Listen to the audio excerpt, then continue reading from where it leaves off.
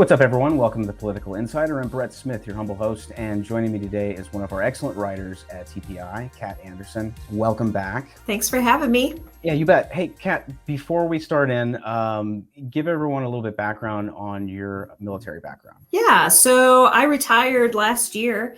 Actually, September 8th will be a year since I wore the uniform last. So it's kind of pretty crazy coming up upon some big anniversaries for me. But yeah, I was officially retired December 1st of last year after 20 years and 8 months of service to the United States Air Force, and joined shortly after I turned 18. I actually graduated high school early so I could join the military.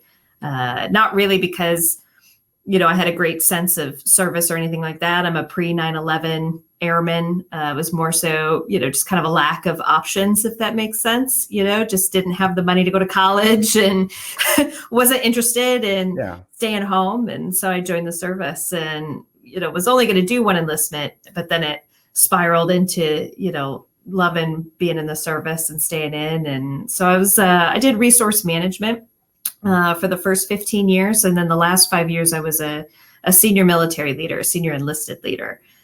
So have many deployments and been all around the world and great experiences. Met my husband while I was in the service. So he did 17 years in the Air Force and he was security forces. So, like a police officer, if you will, for the Air Force. So also deployed quite a bit. So between the two of us, it's 37 years and 7 tours. Wow, that's crazy. And had you guys been over to Afghanistan at all, either one of you? Yes. Yeah. Both of us have done time in Afghanistan and all over the place. So quite familiar with Afghanistan. Well, that's our topic today. We're 1 year later. So, it's unfortunate, but it seems like it was just yesterday, frankly, watching all that go down. But, basically the Biden administration handed over the country of Afghanistan over to the Taliban a year ago. They had a military parade the other day to mark the 1 year anniversary. I'm talking about the Taliban. It was a military parade out at, I think it was out at, was it Bagram, I think? Bagram, yep. Yeah. And it's just crazy because, a year later, they haven't been recognized by any country or any government on planet Earth. And yet, this is supposed to be some kind of success. As a veteran, you were still in uniform when all this went down a year ago. Where's your head at when you think about that day and the visuals and everything that went down?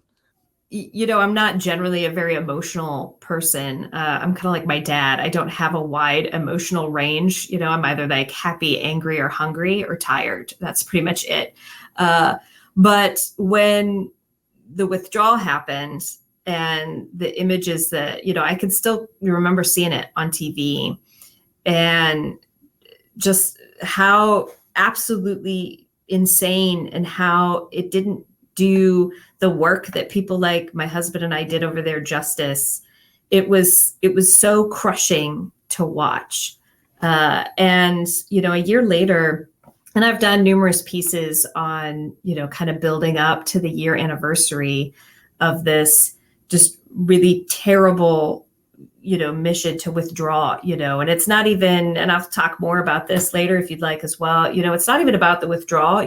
Many veterans, to include myself, wanted to withdraw 10, 12 years ago. It's not really that we have an issue with the fact that we left. It's the how we left. Sure. And, seeing the people falling from the aircraft and, Afghans being, hung from helicopters and, it was just so incredibly heartbreaking and crushing. And it really makes veteran, I've heard, my husband has said it and I've said it and friends of ours have said it. We're the generation that's my whole young adult life was spent fighting the forever war, right? It was a 20-year war. I joined before 9/11. So you got to think my entire military career was encompassed in this war.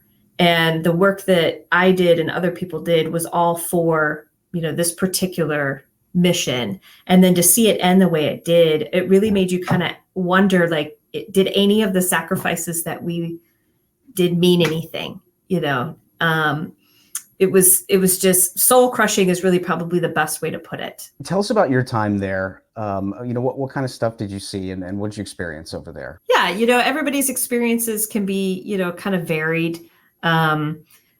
But and I've had this conversation with other folks before. I think that there's this idea that when you go to a place like Afghanistan, if you've never been, that it's just like, a country, full of, goat herders and, very tribalistic and not very educated, and in pretty much doom and gloom, right? Right. But what's kind of interesting about places like Afghanistan and other places that I've been to when I was in the service was you had kind of a mixture of a lot of different cultures, right? You definitely had, very much a tribal culture still, and very agriculture based and things of that nature, and very, into the family. But you had highly educated, people who had left Afghanistan, who had received higher education elsewhere, who were very involved in government, who, were definitely kind of moving at a different pace than, say, other parts of Afghanistan. So for those of us that had been there,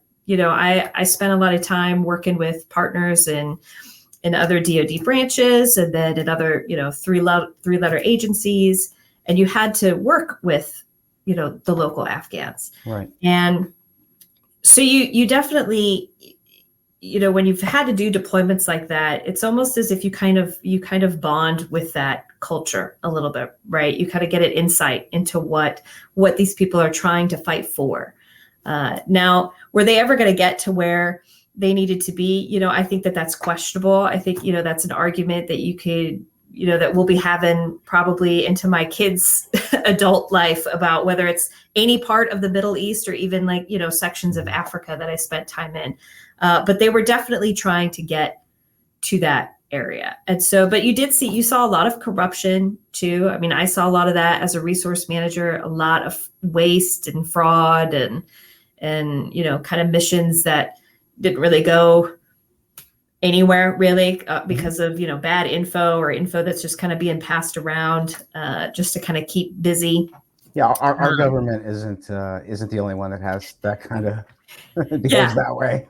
Exactly. Yeah, that's not like a uniquely American trait. So bureaucracy, Yeah, definitely. And then you have, like my husband had a very different experience than I did. He worked at, in fact, when the withdrawal happened and the prison got overrun by the Taliban and all of these, Al Qaeda and terrorists were released, my husband had actually worked at that detention facility. Wow. And had sustained injuries during a a riot that had happened when he was there. And, he was so upset when when we were watching this and when he heard that, and he said, I used my own body to protect enemy prisoners of war from harm because it was the right thing to do, because this is, because we're American soldiers and this is what we do. And I did my job to keep them safe, but to also make sure that they get held accountable for nothing. He said none of that mattered, none of all the nightmares that he's had to live with and all of that from that experience is for nothing, is how it felt for him. And so, he had a very different experience than I did in Afghanistan. But, that's just one of those things that I don't think that, politicians or even like military brass really get about how the damage that the images that we saw a year ago cause the veterans that are out living today. You recently wrote a piece about the 13 soldiers we lost that day. Tell us about that. I like to use, language that is just true. I mean, they were murdered. These 13 soldiers were murdered by a suicide bomber. And they didn't have this. It's not how it needed to go down. Like sometimes, and I've lost friends in Afghanistan and, sometimes things are going to happen, right? You're going to have IEDs or suicide bombers or things like that. But the rushed and botched withdrawal just made it ripe for something like that to happen. And it's never easy to lose, I think, American, men and women in uniform. But I think what really made it so maddening was the reaction to it. if you, and it's a whole slew of things. I mean, when you think about, that these 13 died, then you have countless others who lost limbs, who have traumatic brain injury from the event, and all the people who, are more than likely suffering from PTSD. And then you have, a president who's touted as having all of this empathy and, being able to understand, these sorts of events show just nothing but apathy for it, just absolutely the opposite, checking his watch, at Dover Air Force Base. And when you read the parents and brothers and sisters, their reactions a year later and their thoughts a year later, and they talk about how they all got the exact same photocopied letter from the White House of condolence months after the event happened. You think just what a lack of class. I'm not, I'm a Republican and I voted for Trump. There's plenty of things about Trump that I'm not a big fan of. I think that there's plenty of times that he lacked class. But I think it's almost more insulting to be constantly lectured that there's this, President Biden, Uncle Joe, who's, bringing back class to the White House and is an adult, and to show such lack of it, especially for something that is, it's the ultimate sacrifice that you can give is your life for the country. Yeah, I mean, Trump called these people. He called the parents of the 13, from what I understand. I think he called all of them, and had, an actual conversation with them. And from what I understand, from one of the dads, knew things about these men and women that lost their lives, these service members. And I mean, to get some form letter from the White House. Yeah. It's just, these are simple optics that you can overcome pretty easily, but it's almost as if they just don't care. Nobody cares. It's just, it's not even on their radar, and the checking the watch, it just, it was checking the watch. It was really gross. Yeah, and you like to not mention them during the State of the Union. I mean, I'm not a huge fan of, people hollering out, British Parliament style. I think it was Congresswoman Boebert who did it. But I mean, she's not wrong. Like, you don't mention the 13. No apology yet. Nobody's had to answer for it yet. And then the counteraction of the drone strike, right, that ended up murdering, again, to use proper terminology, murdering civilians and children. Yeah. And again, well, we're a year later. He just had his Soul of the Nation speech last night with the blood red background and just pure insanity. But it's like no mention of it of them last night, and no mention of Afghanistan last night either, which is bizarre. It's just really bizarre. And you want to talk about the soul of the nation. I mean, you have an entire generation of, I guess I would be considered middle-aged, but middle-aged young American veterans who have left parts of their soul in Afghanistan, which was kind of your initial move as president. And that's not going to get mentioned. That seems just out of touch. Very out of touch, very tone deaf. These people, they don't self-aware much, as I tend to say to myself.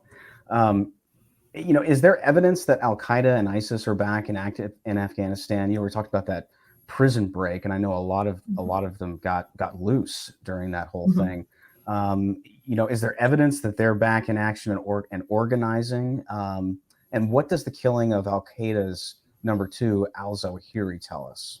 Yeah, I mean, I think that's almost an answer in and of itself. And I'm with most Americans, right, that like the world is better without al-Zawahiri around. And, I applaud the president, and I think that you should give credit where credit is due. But there's something to be said about the fact that this man was staying in downtown Kabul in a member of the new Taliban government's vacation home, that he knew he was there. You don't have to be, a foreign policy expert or a counterintelligence expert to know that obviously Al Qaeda is there again. And I want to make sure I get it right, because I was looking at it yesterday. So General McKenzie, who just retired, who was the Central Command commander during the withdrawal, recently said that, and I want to get it right, that both ISIS and Al-Qaeda are on track to grow to attack the US again, due in part to Taliban complicity. So like what we see with al-Zawahiri being able to just kind of hang out in a vacation home, and under governance outside of Kabul. And so that's what I was referring to before, where, outside of the major areas of Afghanistan, there's no governance. And I would argue there really isn't much or no governance that you'd want to be a part of anyway in places like Kabul, but there's none of it outside. So, I mean, it's a perfect place to hide, Wild continue West. to grow your operations. Yeah. 1 year later, after the infamous drone strike, which you mentioned, which was supposed to kill those responsible for the Kabul airport bombings, but instead killed 10 civilians, including 7 children. Nobody's been punished. Nobody's stepped down. Nobody's lost their job. In fact, General Milley said it was, he said the other day that it's still considered a righteous strike. What's to be learned from this other than the administration still scores this as a success? Yeah, I think, and I write about this a lot as well. I cover a lot of, Pentagon and military brass type articles. And I think in some ways it's a good thing that finally it's become acceptable for the American people to question the military brass, if you will, right? It's always kind of been considered hands off because you don't ever want to, say that the military's not doing their job or that they're not up to snuff or anything like that. And I think that you're finally starting to see a transition from where it's like, you can be critical of the people that run the United States military and not be critical of, the 18, 25-year-old, 30-year-old who's, sacrificing their life and their time to serve their country. They're two separate things. But I think the biggest, most alarming part of the drone strike and the lack of anybody being, stepping down or being fired is this just lack of accountability. You just don't see it.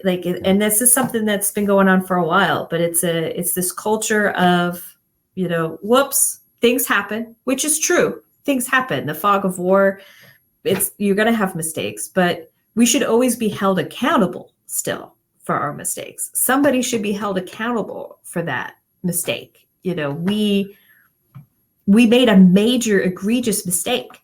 We took away the lives of people that didn't need to have their lives taken away. These were innocent civilians. Somebody should be held to task for that. How have women been impacted by Joe Biden's decision to allow the Taliban to take over in our absence?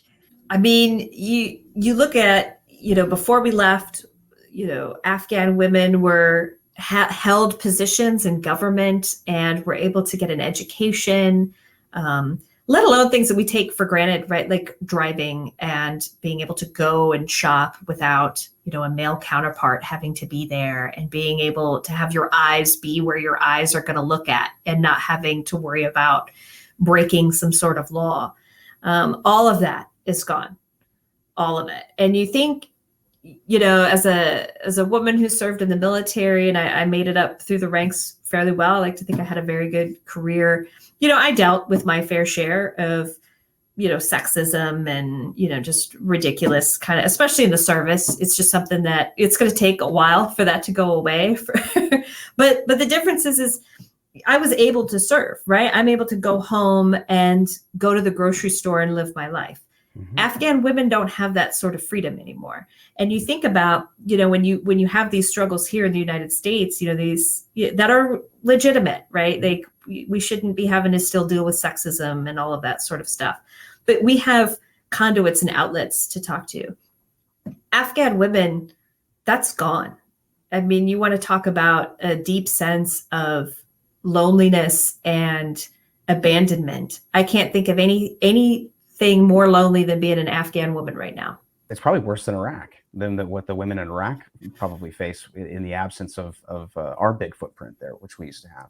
Yeah, I would argue that's probably true. And you think, and this is kind of a unit that's under covered, and was often during the war, but there was a big push, especially in the last 10 years of my service, to really, use, female American soldiers to help, kind of engage with the female Afghans and kind of build that sort of, gender bridge, because as much as people would like to try and just erase the idea of two genders, there is something unique and universally unique about being a woman, just like same thing with a man, right? And so, I had friends that served in those units, and you think about all the work and the bonding that goes in with that. And then where it is now, you can't help but feel as a veteran, and especially if you had those sort of interactions, it's heartbreaking. Feeling a sense like, gosh, we didn't want that. Please don't think that we used you as individuals, right? That's a hard thing to have to make peace with, I think. Do we have any idea what happened to that $7 billion in military equipment that we just left over there? Yeah, I mean, I guess we kind of have an idea because we got to see it on parade the other day in Bagram. Since I saw some uniform styles that were very familiar to me, that I remember my husband and I wearing. And there is something to be said about the fact that we destroy, the equipment that did have to stay there. We destroy, they didn't get any, weaponry that's able to actually be used against anybody. But the larger point is, and you kind of brought it up, it's not just about the aircraft, right? That, they're not going to be able to fly or things like that. It's the smaller things like the communication equipment, the NVGs. And even if you want to take that out of the mix, it's the ability for them to use the visuals of having American military equipment for their propaganda, especially when, to go back to what I was saying before, in places like Afghanistan, where you have, a large swath of the country is still very kind of tribal and family communal based, and kind of they're still kind of working in that basic needs hierarchy of what they expect of government and things like that. Those folks don't have, an iPhone or a Google phone to be able to, read various news articles to find out what's the deal is with all this American equipment. Mm-hmm. They're going to believe the loudest voices in, their community or their tribe, and it's going to be these Taliban guys. And so when you're able to parade, big bad American equipment that you managed to take from the, invaders, that's the propaganda. That is the narrative. And that can almost be more dangerous and deadly than the actual weapons themselves, if you think about it. Yeah, no, absolutely. I also think that a lot of this stuff was probably sold to the Chinese, possibly the Russians, to whoever, the highest bidder. And some of this stuff is going to get reverse engineered, which is not a good thing. So, I mean, we'll always have the baddest guys. You can have badass equipment, but you still got to have the guys who know how to use it and use it well. And they're not those guys. No. No. So, do you think at some point in time we're going to end up having U.S. troops back in Afghanistan? Oh, for sure. For sure. And that might have been the case anyway, to be a fair arbiter, I had done a different piece earlier, kind of talking about Iraq and, the recent unrest and, how President Biden had said that, the Middle East is more stable than it was when I took over. And I said, I cautioned as somebody who, I kind of consider myself a scholar of the Middle East and of conflict. I'm like, probably no president should ever really make bold statements like that for a long time, because the Middle East, that region is, the feuds go back eons, right? Yeah. And they're the Brits, the Sykes-Picot, and when the Brits broke up the Ottoman Empire. I mean, it's some deep history there, big time. Exactly. And memory, Middle Eastern memory is long. They don't let go of grudges over there. So to be fair, yeah, we were probably going to have to go back there anyway. But the biggest thing, and I remember turning to my husband in the living room when I was watching the withdrawal, and I said, I think what probably makes me almost the most sad is that I think our kids, if they decide to join the service, will fight the exact same war that their mom and dad fought. The Taliban's talking with Russia right now about, wheat deals and things like that, right? Because of the food insecurity crisis with Ukraine, the Middle East and Africa got most of their wheat from Ukraine. So here comes Russia to swoop in. It's perfect with Russia. The enemy of my enemy is my friend. Exactly. If we do wind up there again, how can we be assured we would be ready, given how ill-equipped and ill-prepared our military currently is when it comes to future wars? We've got military leadership at this point more concerned with wokeness and quote unquote white rage than really being prepared to fight a war, or potentially a two-pronged war. Yeah, and that's where I think this newfound discovery that you can actually ask critical questions about your defense and your military industry and machine in your country is acceptable. I think that that's a good sign, because I'll be honest, I don't know how well we would fare. And it's not because of the bravery of the men and women in uniform. It's because, like I said, since time immemorial, really, when you talk about politicians, especially American politicians, they're the political elite and they're business elite and things of that nature. A lot of the military brass, they're the same. They just wear a uniform, right? Like they're just as elite as those others. Would you agree that they're politicians? For sure. Mm-hmm. And I think that's part of the major problem. I mean, and I saw it, my last few years in the service. I was a senior leader, and I served during COVID, and I served during the extremism down day. And, you think, I would sit there and I'd be like, this is what we're focusing on is I have to shut down operations for an entire day to go through scenarios about, if we happen to have somebody in the office who is a firearms nut and has a whole bunch of firearms, does that make them an extremist? When I got people that they need to actually be qualifying on their firearms, we need to be teaching them to be wartime ready, Right. And we just weren't doing that. We were wasting our time with these, social issues. And, definitely the military had and has and is continuing to adopt this kind of diversity, equity, and inclusion concept. And, don't get me wrong, it's not, as a woman, I faced, like I said, plenty of just jerk male commanders who, thought I should just manage like baby showers and their calendar and, and maybe they had deployed once to Germany or something, right? Like I had actually been to a war zone. And so you have it. And I had racist commanders as well. I had one in particular who had an executive assistant who was African-American, and he referred to him as the little black kid that works for me. They couldn't be bothered to know his first name.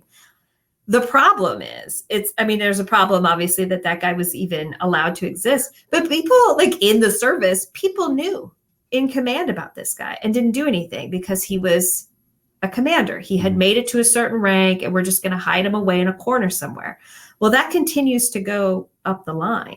And when you have things like that, where we allow, we have this kind of elite structure of, we're going to keep the ones that are really bad, that are probably the racists and the extremists and should be rooted out. And we know they should be rooted out, but we're going to keep them because it's too hard to kick out these high-ranking folks.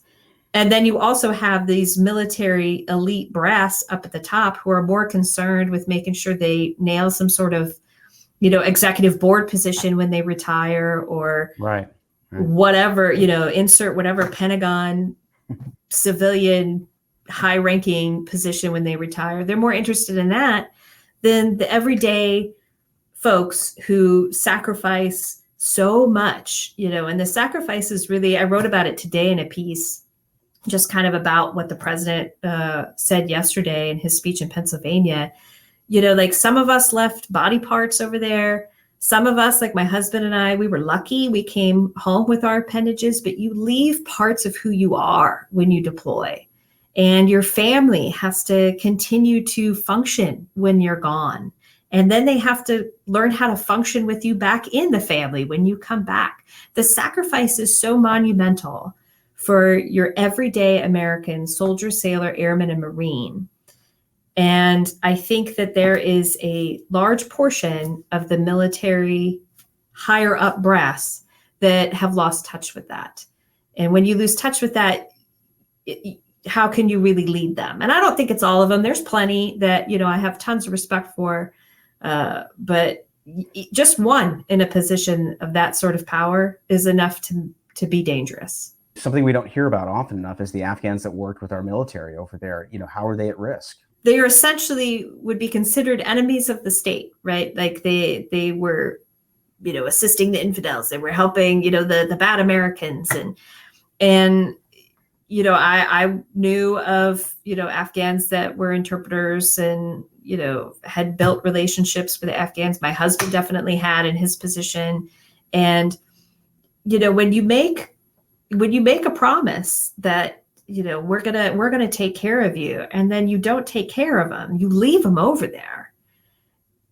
Like, what does that say about us? Like, if that's kind of part of that whole, like, when you don't apologize when you make a mistake, when you don't course correct, when you realize that you have taken the wrong course, and then when you don't follow through with your promises, that's very telling about the character of a country. And that is not who we are as Americans. That's not how I think any of us want to be. Yeah. And it was so insulting because when the withdrawal was happening and it was clear that it was chaotic, and Jen Psaki at the time at the White House podium was like, I could guarantee that everybody's being vetted and everything is basically going smooth. I paraphrase, of course. Mm-hmm. And, none of that was true. None of it was true.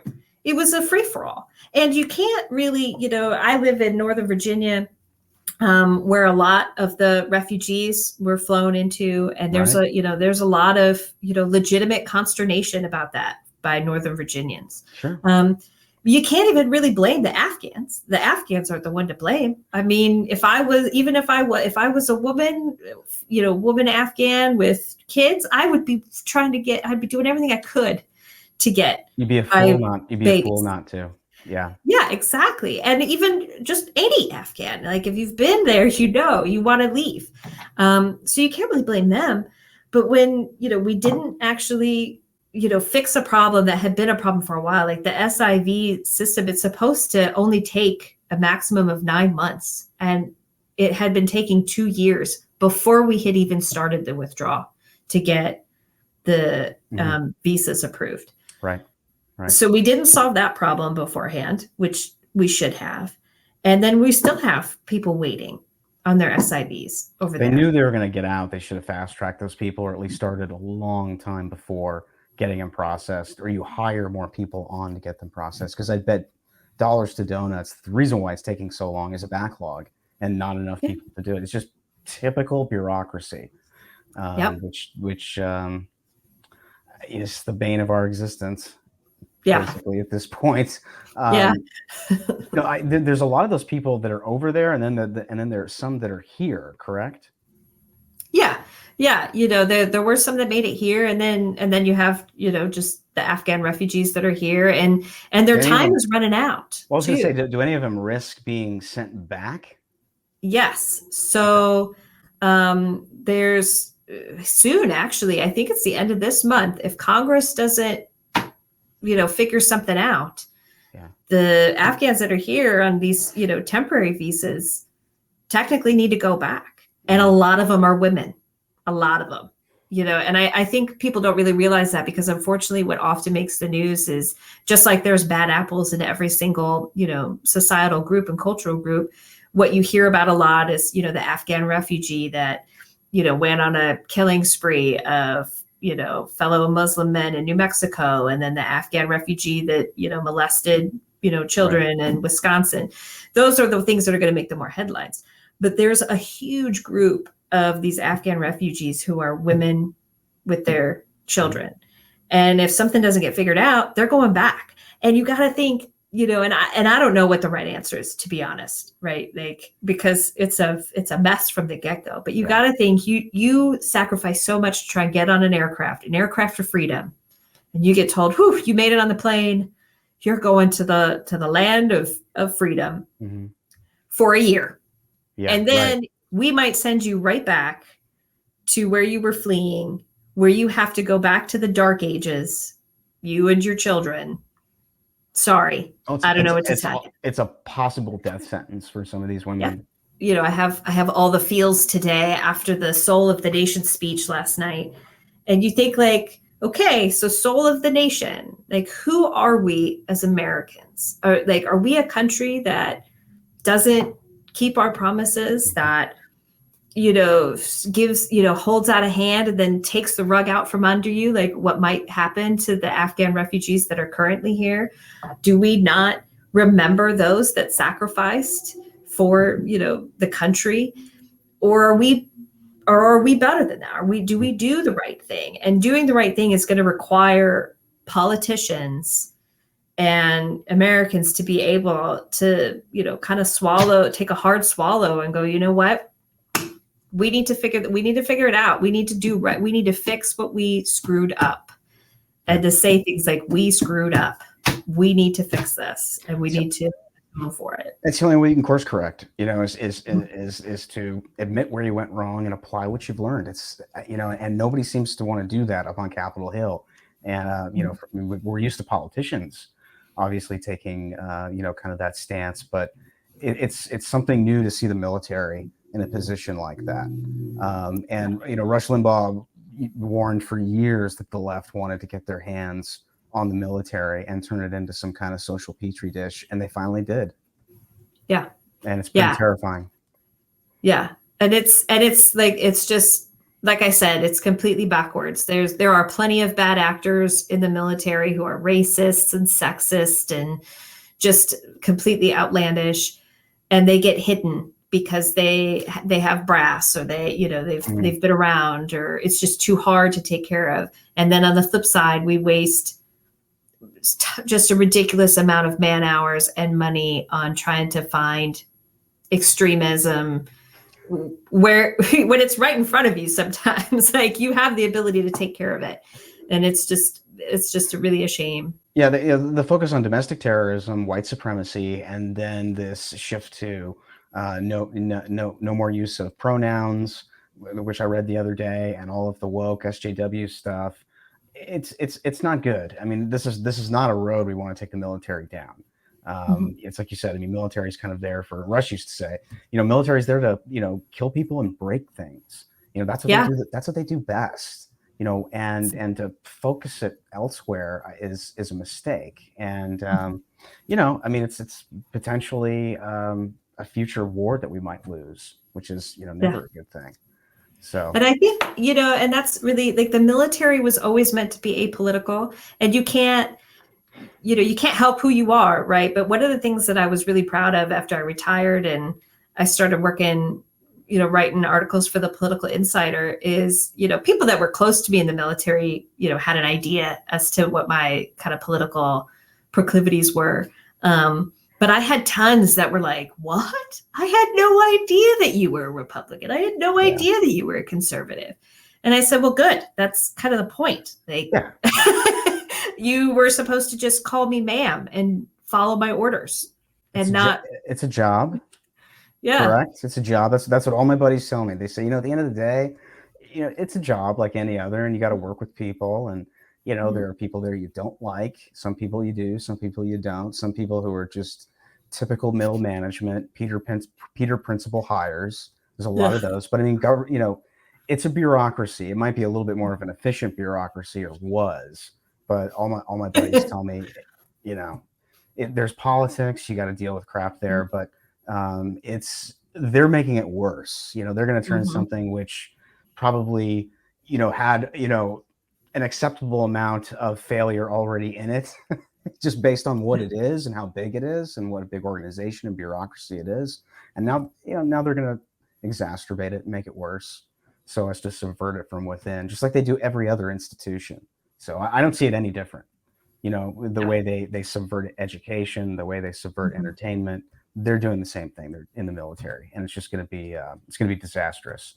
So, but it can be turned around. All these people can be fired. Yeah. You know. Yeah. Exactly. So And I look at it this way: if somebody as bad as Millie and Austin can be hired, somebody equally as good can be appointed and hired, and that can have. And you tell me, would that have a huge psychological impact? You know, not only on people retaining, but also recruiting new people.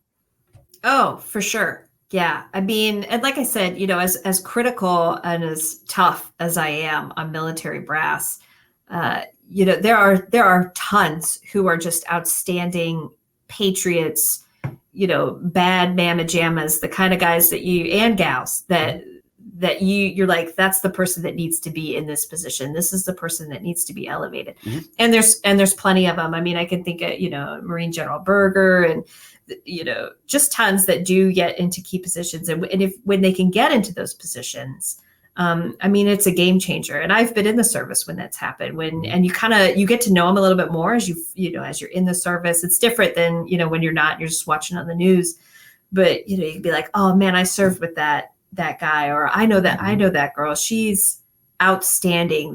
And then you feel like a rejuvenate, and it's as if things change almost overnight, especially with some of the social stuff. You'll see, memos will come out and speeches will be done, and you can feel that fire and, just the way the military is supposed to be. We're supposed to be one family, one team. And it shouldn't matter that I'm a woman. It shouldn't matter what color somebody is. It shouldn't matter any of that stuff. There's a reason why in basic training, they break you down to your most basic self so that they can build you up as one team. Right. So right. You're all equally worthless in basic training, and that's the point. Exactly. It's your new family, and that's the way it's supposed to be, for better or for worse. And so, I do think that there is hope. It's just a matter of, I think the American people need to continue to be critical of the institutions that are there to serve them, whether it's the, public education, whether it's public health, or whether it's the Department of Defense. I mean, this is an institution that is built, that you pay taxes into to defend you. And you should be critical of what those institutions are doing. And I think it also takes, brave men and women still continuing to serve for whatever reason they have, whether it's like me, I just didn't want to stay home and continue doing minimum wage work, or because you have an innate sense of service. Because, as much as it was hard, the 20 years were hard, and the 17 for my husband were hard years. I mean, I wouldn't not do it again in a heartbeat. I mean, I met so many great people. I had amazing experiences, and I'm tougher for it, So, as long as we still have people willing to, and that's something to watch out for, is military recruitment is very low. And that's a problem. And the Department of Defense needs to start kind of looking on the inside to figure out why is this happening? Frankly, because that's a problem. With a movie like Top Gun out, military recruitment should not be low. It should be going through the roof like it did in '86 when that movie came out. I've read that it went anywhere from 200 to 500% through the roof. Nobody can really nail down those numbers, but I just know so many guys that got in because of Top Gun, and not, and a couple of them that ended up, one in particular ended up flying prowlers in Afghanistan and Iraq, and all carriers, call sign Butters. So he'll know who he is out there. But yeah, I mean, it's a shame to me that that movie didn't come out under Trump. The original came out under Reagan, which had the benefit of that resurgence in patriotism that we saw in the 80s because of Reagan. I mean, if Trump was in office and that movie was, if all the stars aligned, I think you'd see recruiting going just through the roof. People would just be gung-ho to join the military again. So anyway, it's too bad, but I think they're going to make a trilogy, so we'll probably get another one. And maybe that can happen when we have a pro-military president in office again. That would be nice, like we had with Reagan and Trump. Yeah. Well, sadly, we're out of time. Kat, give everyone your social media coordinates so they know where to find you and your work. Yeah, thanks for having me. I always love being on with you, Brett. It's always fun, and I always love talking about the military. So, love it. Join the military if you're trying to figure out what to do with your life, and you're a good person. Enlist. But you can find my work on thepoliticalinsider.com along with many other very talented writers, and you can find me at Twitter at my handle there that's in my banner at @catbovic. Cool. All right. Thanks so much. We'll do it again. Awesome. Thank you. You bet.